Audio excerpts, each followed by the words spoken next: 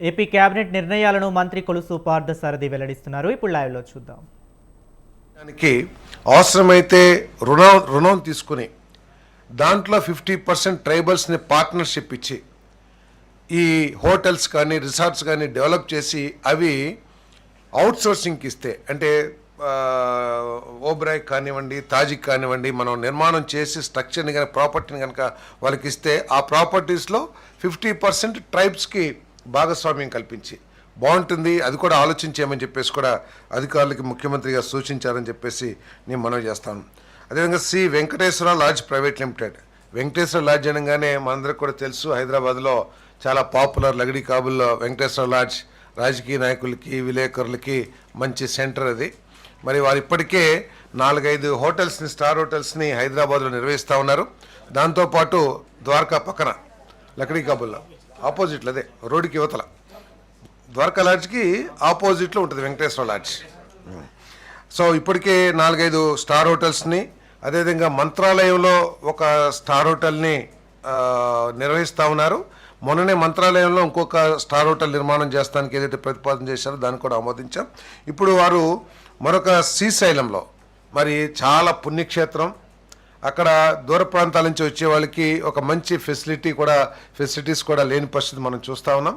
మరి ఈ ప్రభుత్వం ఆ పుణ్యక్షేత్రాన్ని చాలా పెద్ద స్థాయిలో అభివృద్ధి చేయాలని, మరి దానికి ఉన్న కన్స్ట్రైన్స్ ఏదైతే ఫారెస్ట్ డిపార్ట్మెంట్తో ఉన్నాయో వాటిని అన్నిటినీ కూడా సాల్వ్ చేయాలని చెప్పేసి ప్రయత్నం చేస్తూ ఉంది. మరి ఈ పుణ్యక్షేత్రంలో ఈ స్టార్ హోటల్ నిర్వహించడానికి ఏదైతే ముందుకొచ్చారో 83 కోట్ల పెట్టుబడి, 126 రూములు కలిగిన స్టార్ హోటల్ నిర్మాణం చేస్తానికి ముందుకొచ్చారు. దీని ద్వారా 300 మందికి ఉద్యోగ అవకాశాలు కూడా లభిస్తాయని చెప్పేసి మనం చేస్తాను. అదేవిధంగా southern globe hotels and resorts అమరావతిలో 177 కోట్ల పెట్టుబడితో 150 రూములు కలిగిన స్టార్ హోటల్ని ఏర్పాటు చేయడానికి ప్రతిపాదన వచ్చింది.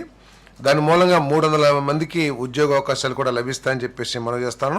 దానికి ఆ ప్రతిపాదన కూడా కేబినెట్ ఆమోదించిందని చెప్పేసి తెలియజేస్తాను.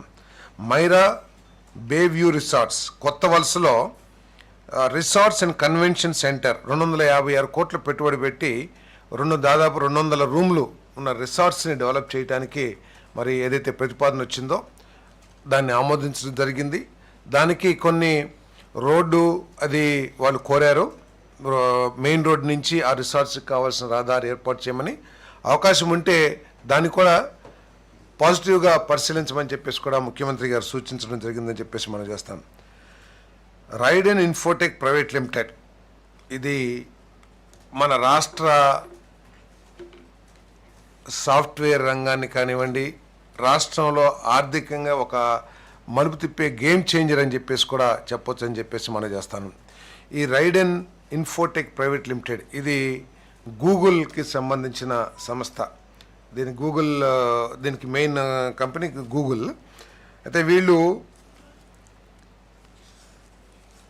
దేశంలోనే అతిపెద్ద డేటా సెంటర్ని ఏర్పాటు చేయాలని చెప్పేసి ప్రతిపాదించారు. విశాఖపట్నంలో దాదాపు 480 ఎకరాలు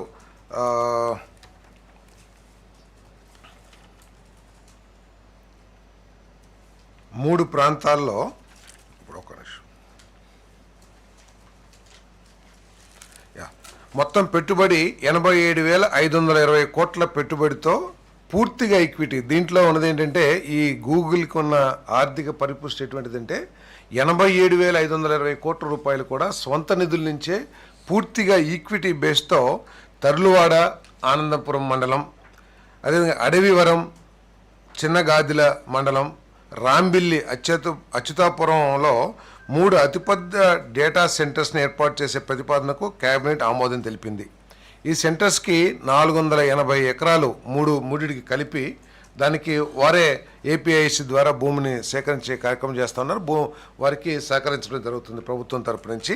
ఇదేంటంటే మొత్తం భవిష్యత్తులో గౌరవ ముఖ్యమంత్రి చంద్రబాబు నాయుడు గారి నాయకత్వంలో, లోకేష్ గారి నాయకత్వంలో, పవన్ కళ్యాణ్ గారి నాయకత్వంలో, గౌరవ ప్రధానమంత్రి గారి సహకారంతో దేశంలో ఉన్న కెపాసిటీస్ అన్నిటికంటే, డేటా సెంటర్ కెపాసిటీస్ అన్నిటికంటే కూడా ఎక్కువ కెపాసిటీస్తో మన విశాఖపట్నంలో ఈ డేటా సెంటర్స్ అభివృద్ధి కాబోతున్నాయి అని చెప్పేసి మీ అందరికీ ప్రజలందరికీ కూడా తెలియజేస్తా ఉన్నాను నేను.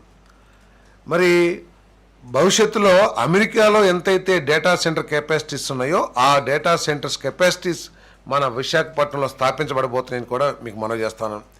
ఈ డేటా సెంటర్కి సింగపూర్ నుంచి కానీ లేకపోతే ఆ కంపెనీ వారికి అనుకూలంగా ఎక్కడి నుంచైనా కానీ ఒక సముద్ర గర్భంలో నుంచి ఒక కేబుల్ను కూడా లే చేయబోతా ఉన్నారు.